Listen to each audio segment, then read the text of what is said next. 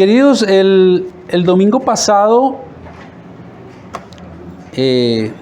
tuvimos un acercamiento al libro de Apocalipsis.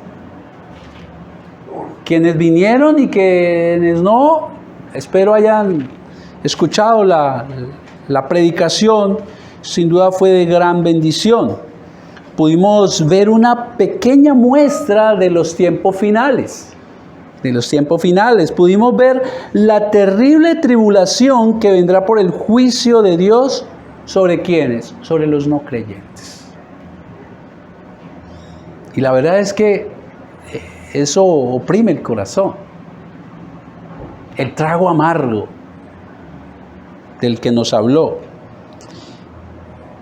La tribulación vendrá sobre los no creyentes, quienes para el regreso de Cristo no se hayan arrepentido de sus pecados, ni hayan creído en el sacrificio del Cordero. Viene gran juicio. Y Dios nos dejó la misma tarea que le dejó a Juan, ahí en el capítulo 10, versículo 11, y se las quiero recordar.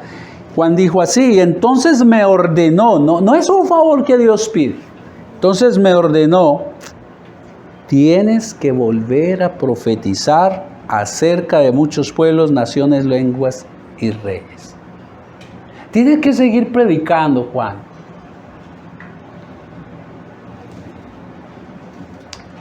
Eso también es para usted y para mí.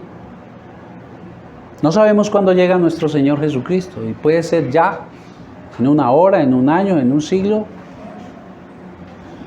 Pero tenemos que hacer la labor. Y este mandato hace eco del mismo mandato que el Señor Jesucristo nos dejó en Mateo 28, 29. Ir a hacer discípulos a todas las naciones, es decir, sin discriminación, a todo el mundo. Hay que llevar el mensaje de salvación. Es necesario, querida iglesia, es decir, usted y yo, que cumplamos este mandato antes del regreso de nuestro Señor, quien ya no viene como Salvador. Esa misión ya la hizo. Ahora viene como juez. Ahora vendrá como juez. Y cuando Él llegue, ya no hay nada que hacer, hermanos. ¿Ven el propósito tan grande que tenemos nosotros? Si usted antes pensaba: oye, mi vida no tiene sentido, pues tiene un gran sentido, queridos. Las manos extendidas de Dios para rescatar al pecador. Aunque la salvación es segura, es importante que nosotros también tengamos algo en cuenta. Aunque la salvación es segura, sus obras y mis obras también van a ser juzgadas. Todo el mundo va a estar en juicio. Lo que pasa es que unos saldrán condenados, pero nuestras obras también. Si construimos nuestra vida con paja, o la hicimos con oro, con material fino, refiriéndose a la buena palabra del Señor. Y por esta razón, hermanos, porque hay un llamado a la iglesia también en Apocalipsis. A veces uno se queda solamente con: eso es para los que no creen. No, en Apocalipsis hay un llamado a la iglesia, porque el juicio empieza por casa. Entonces, como ese es un tema fundamental en Apocalipsis, con la ayuda del Señor, vamos a iniciar una serie de predicaciones del mensaje que tiene el Señor para la iglesia. Ahí arrancando capítulo 2 y capítulo 3, 7 iglesias. Aprendamos algo. Para los judíos los números tenían un significado muy importante. Y el número 7 para los judíos era sinónimo de perfección y de estar completo. De tal manera que cuando vemos que es para las 7 iglesias que están en Asia, entonces lo que se puede concluir es que, uno, es un mensaje perfecto, y completo significa entonces que allí están simbolizadas el completo de la iglesia del Señor. Para que no caigamos en que eso fue un mensaje para allá. No, es un mensaje para usted, para mí y para los que sigan sumándose a la iglesia del Señor. Por eso Vamos a estudiarlo y vamos a ver qué para nosotros. Allí hay amonestaciones y advertencias que necesitamos tomar en cuenta, queridos, para que vivamos correctamente delante de nuestro Dios mientras aguardamos su regreso. ¿Ven la importancia? Sin embargo, el peso de una carta, el peso de un mensaje, no solo lo da el contenido, sino el remitente. Entonces, por eso no vamos a empezar hoy con el mensaje a las 7 iglesias, sino con una introducción a Apocalipsis. Por eso no vamos a ir al capítulo 2, sino vamos a ir al capítulo 1, por favor. Y hoy vamos a hacer la introducción. Y yo voy a leer del capítulo 1, del 1 al 8, pero nuestro mensaje hoy vamos a estar paraditos en el 1 al 3, versículo 1 al 3. Así dice la palabra del Señor. La revelación de Jesucristo que Dios dio para manifestar a sus siervos las cosas que deben suceder pronto. Y la declaró enviándola por medio de su ángel a su siervo Juan, que ha dado testimonio de la palabra de Dios y del testimonio de Jesucristo y de todas las cosas que ha visto. Bienaventurado el que lee y los que oyen la palabra de esta profecía y guardan las cosas en ella escritas, porque el tiempo está cerca.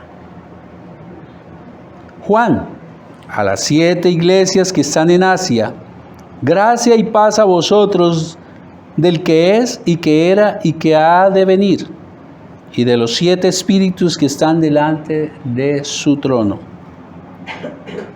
y de Jesucristo, el testigo fiel, el primogénito de los muertos, el soberano de los reyes de la tierra, al que nos amó y nos lavó de nuestros pecados con su sangre, y nos hizo reyes y sacerdotes para Dios y Padre, su Padre.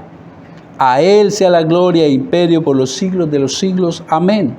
He aquí que viene con las nubes y todo ojo le verá. Y los que le traspasaron y todos los linajes de la tierra harán lamentación por Él. Sí. Amén. Y el Señor responde, yo soy. Yo soy. ¿Recuerdan Éxodo? Yo soy. Yo soy ¿quién? El alfa y la omega, principio y fin, dice el Señor.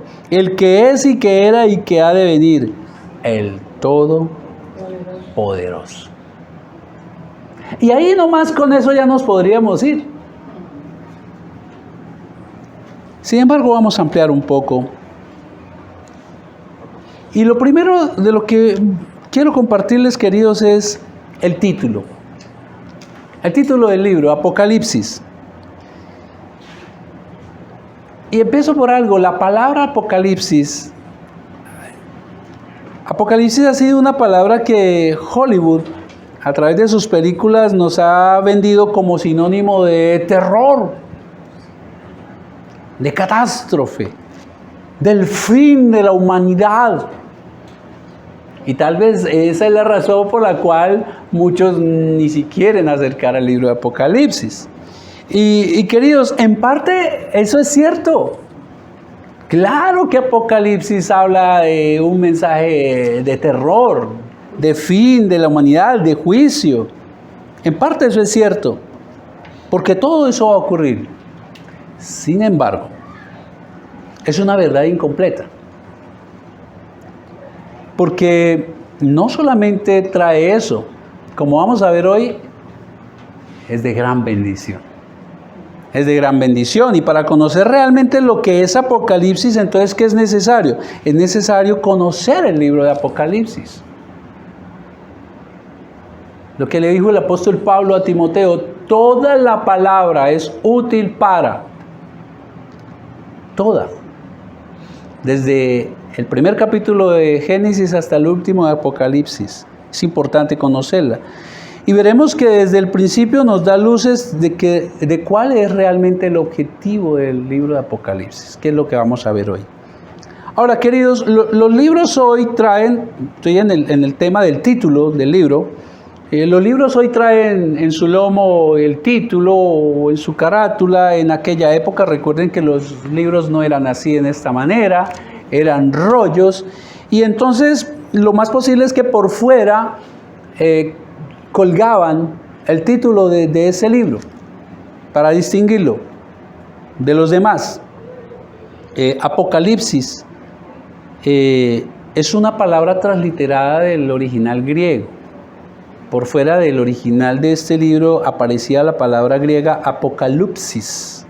¿Y qué significa? Descubrir, quitar el velo, revelar, sacar a la luz, mostrar a todo el mundo. Así lo indica el verso 1. Es la revelación. En inglés no dice Apocalipsis, dice Revelation. Es la revelación. La revelación de Jesucristo que Dios le dio. Dios ha desnudado un mensaje. No está oculto, hermanos. Es la revelación de lo que Dios le dio a Jesucristo.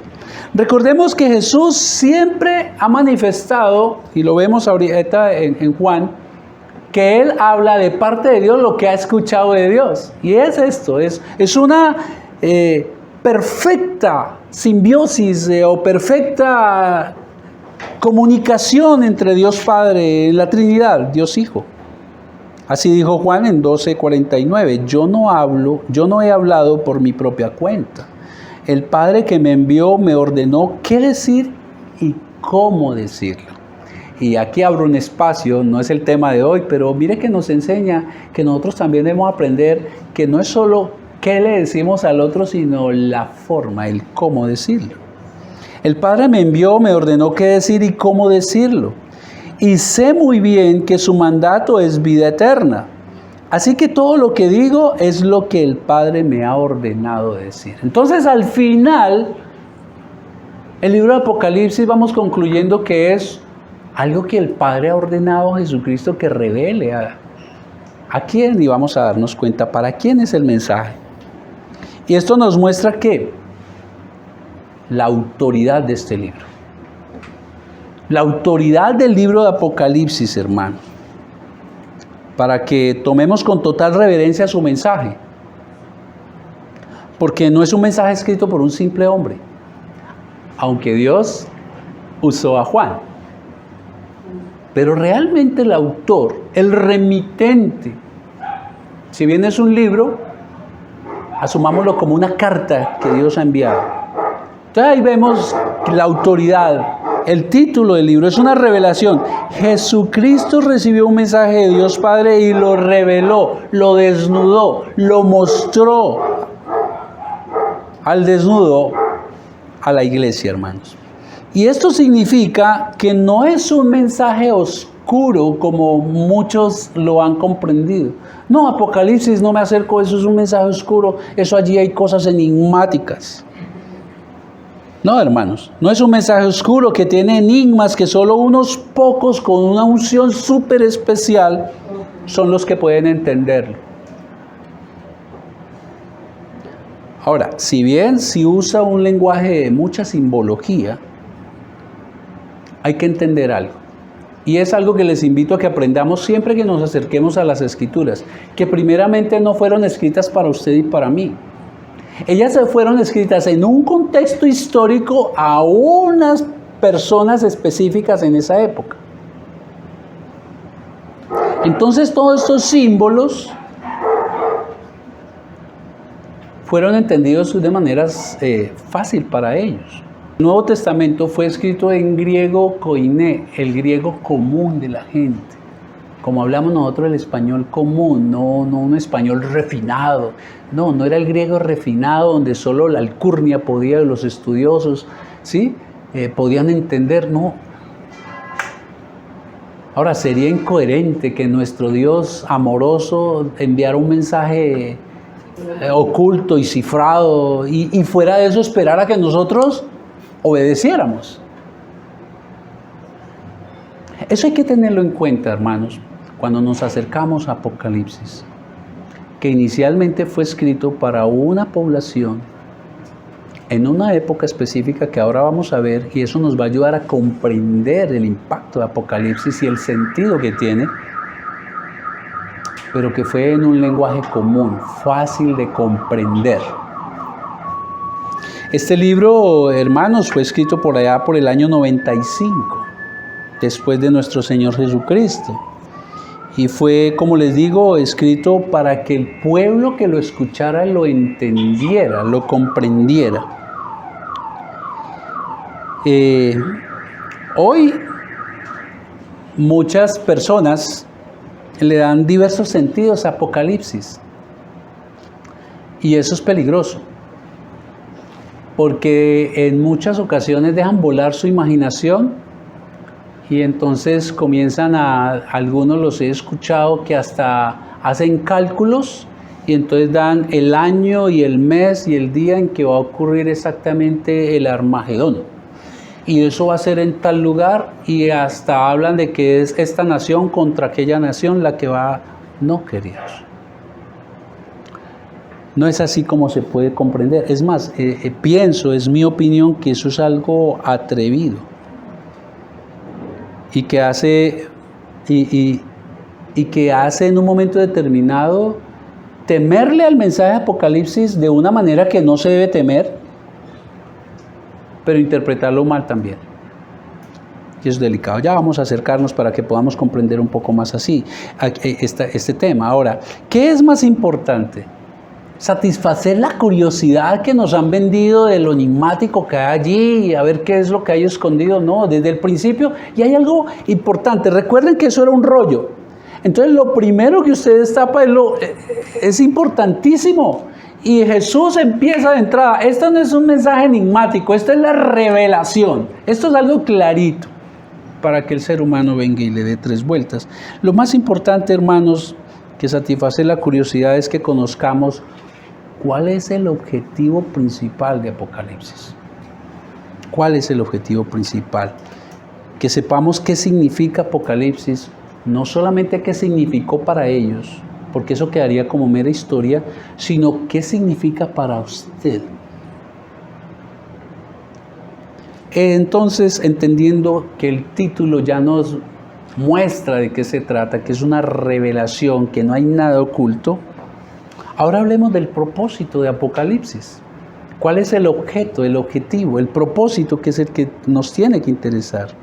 El versículo 1 también nos enseña cuál es el propósito. Leámoslo, por favor. ¿Qué es el libro de Apocalipsis? La revelación de Jesucristo que Dios le dio, y aquí viene el propósito, para.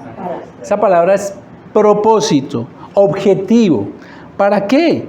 Para manifestar a sus siervos las cosas que han de suceder pronto. Ahí está el propósito. Dar a conocer a sus siervos cosas que van a ocurrir pronto. Este no es un mensaje, hermanos, para toda la humanidad. Fíjense que aquí mismo, recuerdo yo cuando hacíamos cartas, ¿no? Y colocábamos en el sobre de para. Ya sabemos quién es el remitente, el Dios Todopoderoso. Y ahora, ¿para quién es este libro? Y el versículo 1 nos lo enseña. Para sus siervos. La Biblia, el mensaje de la Biblia no es para los inconversos. Es para los siervos del Señor, hermanos. Este no es un mensaje para la humanidad, aunque toda la humanidad va a ser afectada por el mensaje. Eso sí es claro. El objetivo no es la humanidad, aunque toda la humanidad sí va a ser afectada por el mensaje de Apocalipsis. Queridos, es un mensaje para los siervos, para los creyentes en Cristo. Es un mensaje para usted y para mí, los que hacemos parte de la Iglesia Universal de nuestro Señor Jesucristo, para aquel que realmente ha entregado su vida a Cristo y lo ha reconocido como su Señor y Salvador. Es un mensaje para los siervos. Queridos, y los primeros siervos que debían recibir este mensaje son los que aparecen ahí en el versículo 4. Para ellos fue inicialmente Juan, ¿a quiénes? Las 7 iglesias que están en Asia. Este no es el Asia que usted y yo conocemos hoy. No, es el Asia antigua. Para las 7 iglesias que están en Asia, gracia y paz a vosotros del que es, que era y que ha de venir. Es un mensaje que fue escrito inicialmente para las 7 iglesias que estaban en Asia. Y como ya les expliqué, el número 7 es para los judíos, el número perfecto, entonces implica que es la perfecta iglesia de Dios, todos los cristianos de todas las épocas de todo el mundo.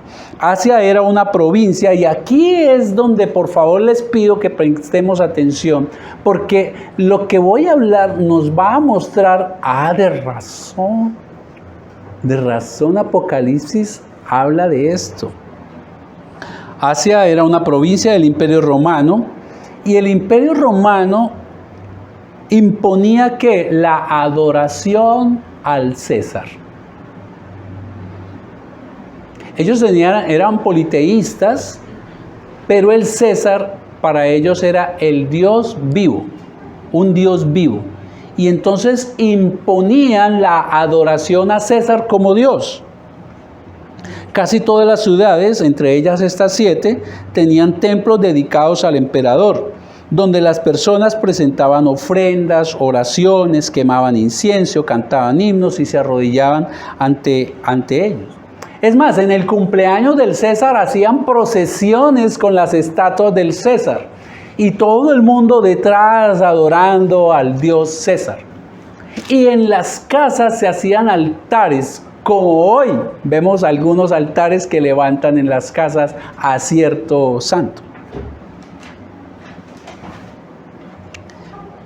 Y el cristianismo, nuestros hermanos de aquella época, el cristianismo era considerado como algo ilícito.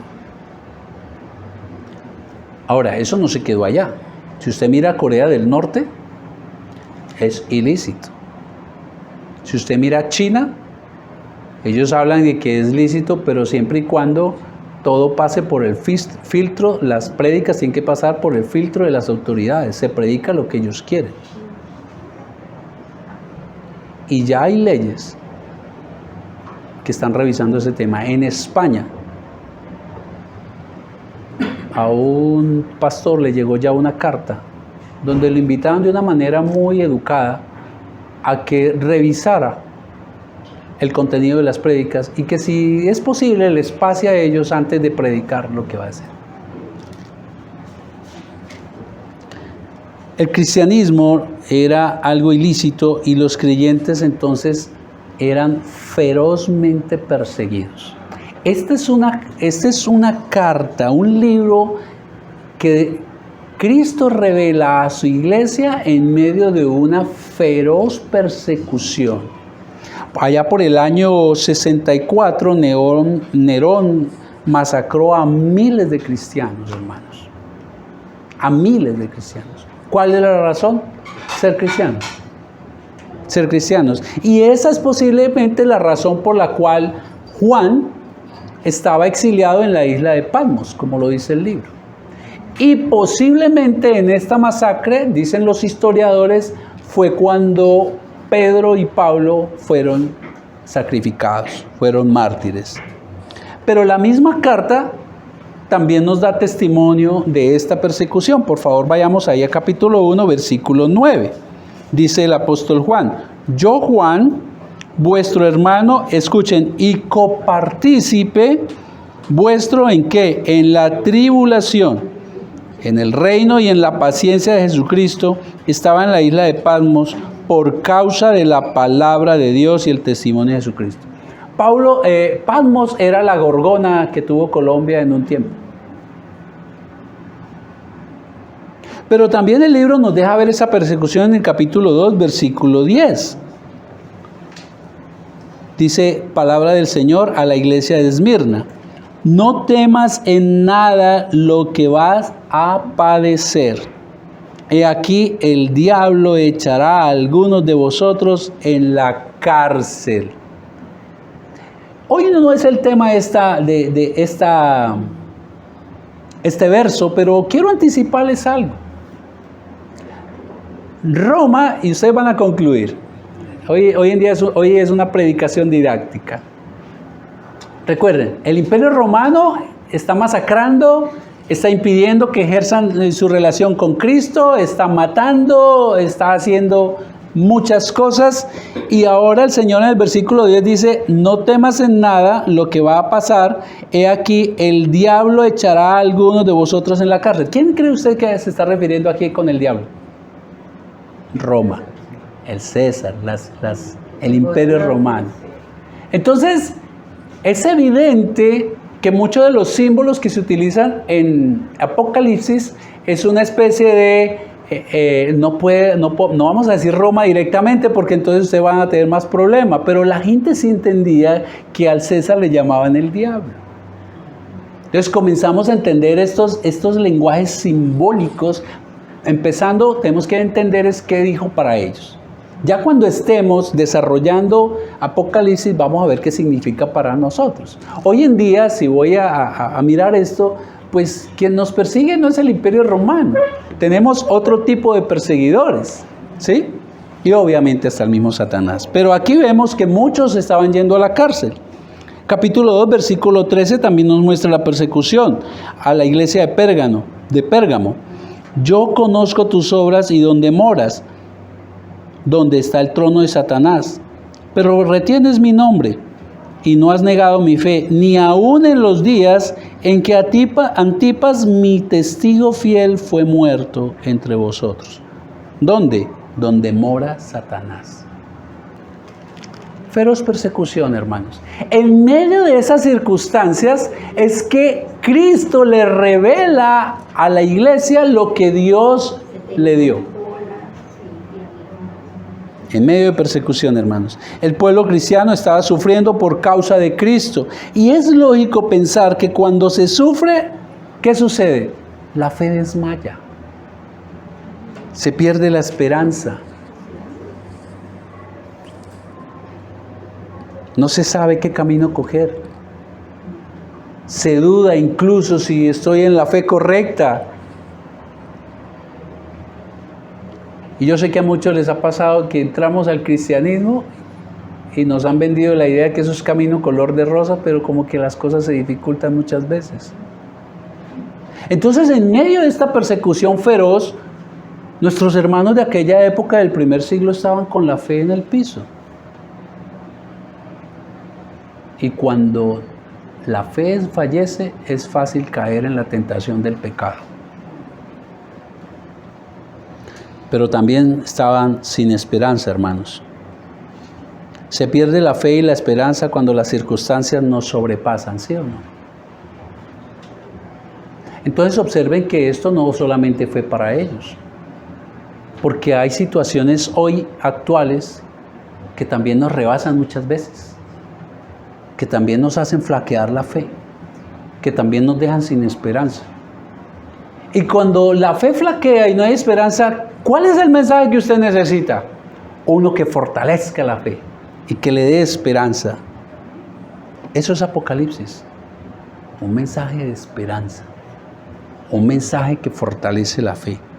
Estos hermanos del primer siglo necesitaban una voz de aliento de parte de nuestro Señor. Y Jesucristo le reveló entonces a esta comunidad desmayada las cosas que iban a suceder pronto. Lo que Dios... ¿Recuerdan? Habacuc. Señor, ¿hasta cuándo?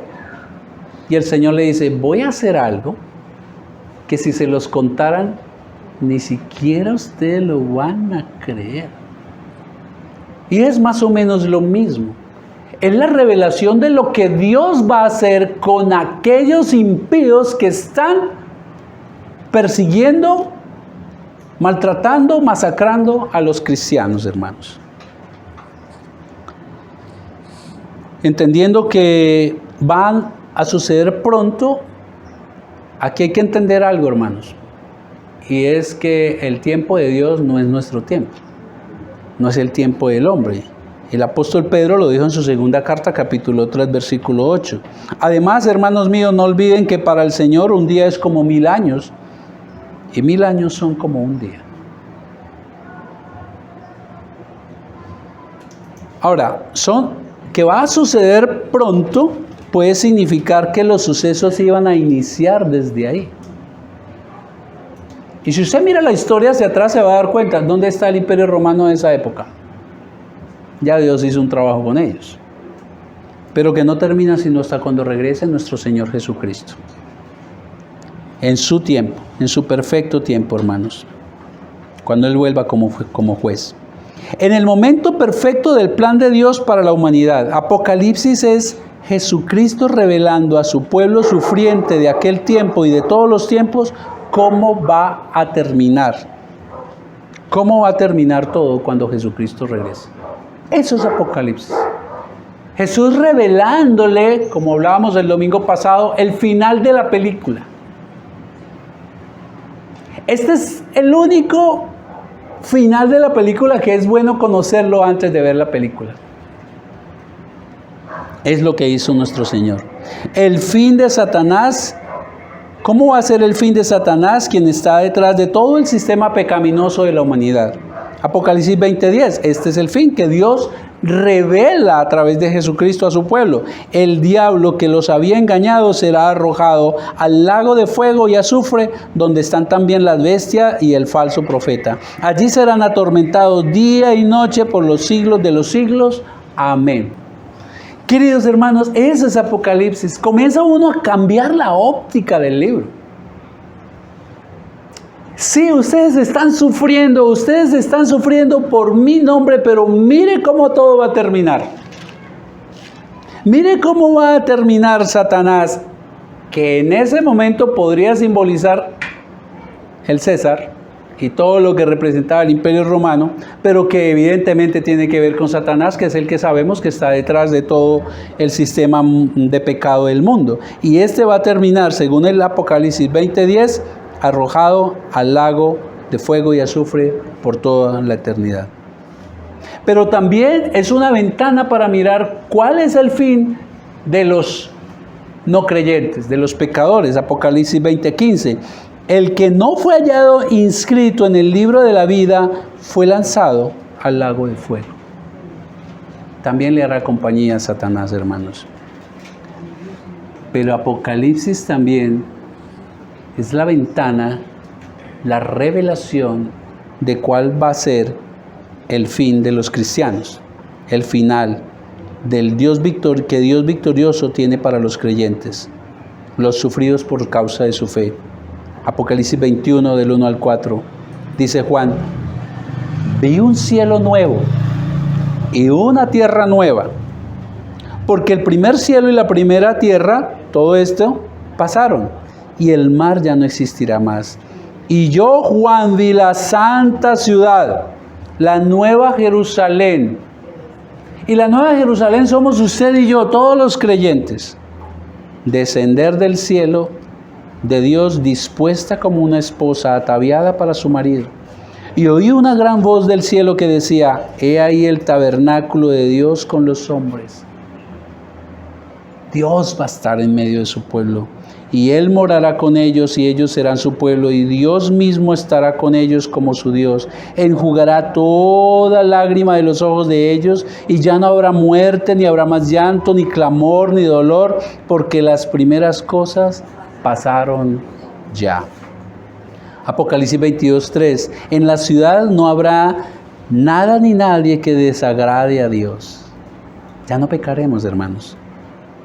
Allí estará el trono de Dios y el del Cordero, y los servidores de Dios lo adorarán. Todos podrán ver a Dios cara a cara, y el nombre de Dios estará escrito en sus frentes. Allí nunca será de noche, y nunca nadie necesitará la luz de una lámpara ni la luz del sol, porque Dios el Señor será su luz, y ellos reinarán para siempre. ¿Cómo recibieron los primeros lectores que estaban perseguidos, masacrados por el César, sin esperanza y con una fe en el piso, recibieron esto? Estamos sufriendo, pero mire el fin.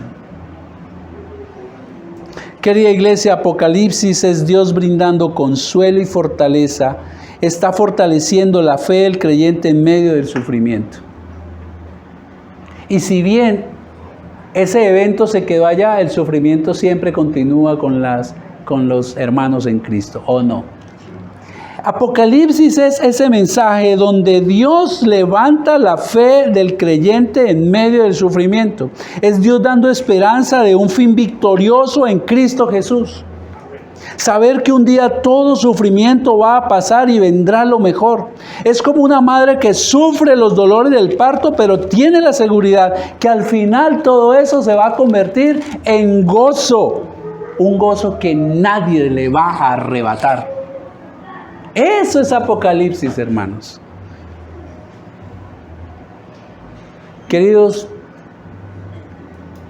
y Apocalipsis es pertinente también para nuestros días.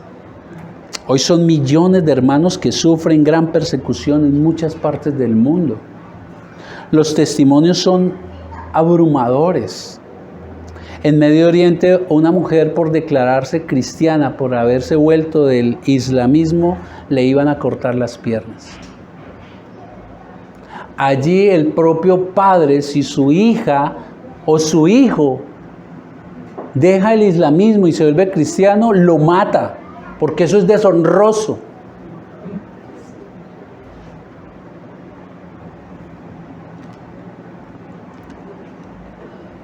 Pero aquí en Colombia,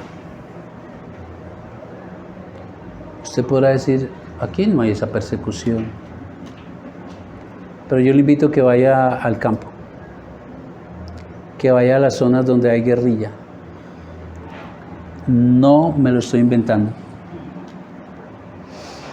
Si usted va al campo, a las veredas donde hay conflicto armado, donde la guerrilla tiene el control, donde los pastores y creyentes levantan su voz anunciando la injusticia de estas personas con la palabra de Dios, allí hay destierro, allí hay masacre. Y usted va a ver dos cosas: la horrible persecución, pero también una fe fortalecida en estos hermanos, que son capaces de sacrificarlo todo por Cristo. Ahora, usted y yo no sufrimos este tipo de persecución. Entonces podemos decir, bueno, entonces eso no es para nosotros el mensaje. Pero sí nos abruman cosas. Nos abruma la diabólica corriente de este mundo, hermanos. Y voy a dar solo dos ejemplos. Y si usted no se abruma por cosas como estas, entonces es importante que revise qué está pasando, hermanos. Al cristiano que no sentimos esa persecución física, sí nos abruman cosas como el rápido y avasallador movimiento de la banderita de arco iris.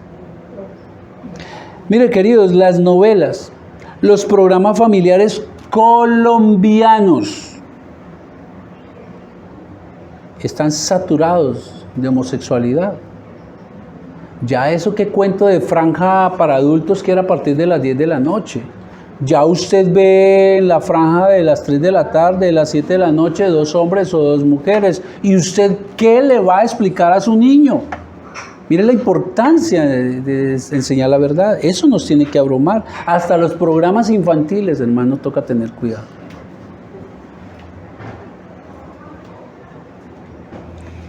Todo eso está siendo permeado por la homosexualidad. Pero también nos abruma el supuesto derecho ganado por el feminismo de abortar, declarando al bebé como algo y no como alguien. Colombia es uno de los que le da el mayor tiempo a la madre de que haga esta práctica. Todo eso nos abruma. Y ante esto, entonces, como cristianos, ¿qué vamos a hacer? Apocalipsis es esperanzador. Es esperanzador. Y es posible que también como Habacuc nos preguntemos, Señor, ¿hasta cuándo? ¿Hasta cuándo? Y Dios nos deja ver una ventana. Take it easy. Tómala suave, porque algo está haciendo el Señor. Apocalipsis es también para nosotros un mensaje de esperanza que fortalece nuestra fe para seguir llevando el mensaje del Evangelio mientras esperamos a nuestro Señor Jesucristo, hermanos. Ese es el propósito de Apocalipsis. Dar esperanza, fortalecer la fe, mostrarnos la ventana de cómo va a terminar todo. Dijo alguien de manera jocosa, ¿y usted entiende el libro de Apocalipsis? Sí, yo lo entendí perfectamente. Pero venga, si usted acaba de llegar a la iglesia y aquí hay teólogos y no lo han... ¿Usted lo entiende? Sí, es fácil. Que los creyentes vamos a salir victoriosos. Y en verdad es eso. Hay victoria en Cristo. Amén. Y por último, queridos, Apocalipsis trae una gran promesa. Una gran promesa. Versículo 3. Bienaventurado. ¿Quién es bienaventurado? El que lee y los que oyen las palabras de esta profecía. Pero ahí no termina. O más bien, si solo se lee y se oye, no se va a ser bendecido por Dios. Y los que guardan las cosas que en ella están escritas, y la razón es porque el tiempo está cerca. Y queridos, no hay tiempo que no se cumpla. Y es evidente que se están viendo señales. Se están viendo señales que Cristo va a llegar. Cada vez nos acercamos más a ese regreso de nuestro Señor. Dichoso, bienaventurado es dichoso, bendito, feliz, bienaventurado. En la antigüedad, queridos, no era fácil que cada hermano tuviera una copia de las Escrituras. No, eso era, primero que todo, muy difícil y segundo, era costoso. Así es que solo generalmente había una. Entonces había alguien que se levantaba y leía las Escrituras. Para eso se memorizaban. Entonces, bendito el que lee las Escrituras. No era fácil tener un texto. Hoy gozamos de poder. Hay una paradoja aquí, hermanos. Hoy, al contrario, gozamos de tener muchas Biblias y hasta tenemos 3 y 4 en la casa, como mínimo una, y la tenemos en el celular. El problema es que hoy no la leemos. Y libertad para leerla. Y ellos no estaban en libertad y sin embargo clamaban porque leyeran.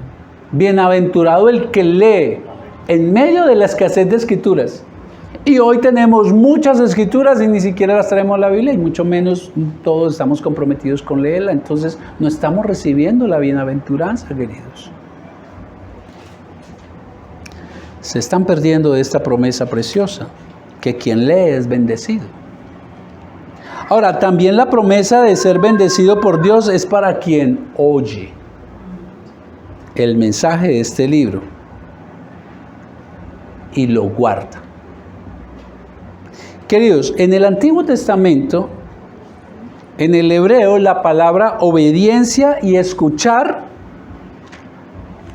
se traducía de la misma manera, shama. Es decir, que escuchar y obedecer para ellos eran sinónimos, palabras sinónimas. Es decir, escuchar y obedecer es la misma cosa. Quien escucha y no obedece, Jesucristo, ¿qué dijo? Le consideraré una persona necia. que construye su casa sobre la arena, que cuando viene la alta marea golpea contra la casa y al final hay una gran pérdida. No es escuchar, es escuchar y obedecer, queridos, a quien Cristo le dice que es, ¿qué? Sabio. Que también vienen los golpes, que también vienen las tempestades, que también vienen los problemas, pero la casa se mantiene firme. Para el judío, escuchar y obedecer va de la mano. Va de la mano. La pregunta es, ¿y para usted? Porque la bienaventuranza o las bendiciones que promete el libro de Apocalipsis no es para el que lee simplemente. No es para el que lee y escucha. Es para el que hace el completo. El que lee, escucha y obedece. Ese va a ser bendito, bienaventurado. Y hay algo precioso, hermanos. Porque el libro empieza con bienaventuranza, con bendiciones, pero por favor acompáñeme al último capítulo, 22. 22:7. Es como una especie de sándwich. Todo el mensaje que hay aquí es bendición. Inicia con bendición y termina en el capítulo 22, versículo 7. He aquí vengo pronto, dice el Señor. Bienaventurado, ¿quién? El que guarda, el que obedece las palabras de la profecía de este libro. ¿Cambia de alguna manera su perspectiva sobre Apocalipsis? Tiene que cambiar, hermanos. Si usted no obedece, hermanos, entonces usted nunca ha escuchado a Dios. Es como si usted nunca lo hubiera escuchado. El cristiano escucha y obedece. Eso es guardar. Y entonces, si no obedece, no será bendecido. Ahora, este punto también nos corrige algo. Y corrige ese concepto de bendición que hoy en día se está vendiendo en los púlpitos de aquellos que predican la mal llamada o el mal llamado evangelio, porque el evangelio son buenas noticias, de la prosperidad. Para quienes la bendición o sinónimo de bendición es riqueza, salud y todo va súper bien en ruedas, ¿no? Y entonces, ¿dónde queda el apóstol Pablo, quien sufrió, y Cristo mismo? Aquí vemos realmente qué es ser bendecido. Ser bendecido, hermanos, es lo que se recibe por estar obedeciendo. Cuando obedecemos, allí estamos bendecidos. La bendición de Dios no se mide por el materialismo o la ausencia del sufrimiento. La bendición del creyente es obedecer la palabra de Dios. Para los primeros lectores de Apocalipsis, la bendición estaba con relación a la obediencia a no adorar al emperador. Eso era lo que les transmitía Apocalipsis a los primeros lectores. Su obediencia está en no inclinarse ante la imagen del emperador. Pero para nosotros también tiene otras connotaciones, de acuerdo a la circunstancia que cada uno maneja. Para nosotros Apocalipsis nos llama también a ser fieles al Señor, así nos traiga sufrimiento esta obediencia. Como los hermanos de Medio Oriente. También nos llama a no inclinarnos al César, al emperador de hoy. Y ahí es donde tenemos que revisar cuál es el emperador de hoy. Y cuando usted revisa la Agenda 2030 de las Naciones Unidas, creo que aquí mi hermano me parece que tiene el link. Cuando usted se toma la molestia de revisar la Agenda 2030, estamos en el 24, que hace muchos años se proyectó hacer las Naciones Unidas, que es una hegemonía mundial, usted se va a dar cuenta que hay un César que nos quiere arrodillar a los cristianos, que nos quiere amordazar, que inclusive, hermanos, y es un llamado a mis queridos y amados jóvenes que tengo acá, afiáncense en la verdad de Dios, porque en la universidad les quieren tumbar su fe, hermanos. En la universidad llegan aquellos caballeros filósofos Y si usted no está afianzado en la fe de Cristo, allí rápido los van a voltear. Pero es una labor también de nosotros los padres, los que tengan pequeñitos, afiancen la fe, porque el César viene con todo, hermanos. Leyes, políticas que se están manejando. La ley de la educación, subterráneamente, para meter la agenda LGBT. Quitándole a los padres los hijos, el derecho a los hijos. ¿Cuál es el César? Queridos, alguien dijo un día, y me parece que así hay que hacer, que en una mano hay que tener la Biblia y en la otra el periódico. Usted, como creyente, no puede aislarse en una burbuja. Usted no puede desconocer las situaciones que están. Por eso les invito, hagan un pare de sus actividades normales y analicen cómo está la situación, hermanos. Y lea Apocalipsis, porque es esperanzador, porque levanta la fe y porque nos dice, esto está tremendo, pero ya sé cuál será el fin, hermanos. Queridos, las corrientes liberales de este mundo, las herejías en los púlpitos, la iglesia liberal, esos son los César de hoy en día, que han penetrado las mismas iglesias. Las leyes que pueden buscar callarnos. Ser fieles no es solamente venir el domingo a la iglesia, queridos, sino comprometernos de verdad a obedecer a Dios, llevando el mensaje dulce de Dios antes que Cristo regrese y sea amargo el fin para los incrédulos y sea amargo ver a los incrédulos, entre ellos nuestros seres más amados, siendo aplastados por la ira de Dios. Con este preámbulo de lo que es realmente Apocalipsis, espero varias cosas. Una, que Dios haya puesto en usted el deseo ahora sí de acercarse a este maravilloso libro de bendición, que promete bendecir al que lo lee, al que lo escucha, al que lo pone en práctica. Que todo el mensaje está entre bendición capítulo 1 y bendición capítulo 22. Y a partir de la próxima semana seguiremos en esta serie. Meditemos, queridos. Dura, ¿verdad?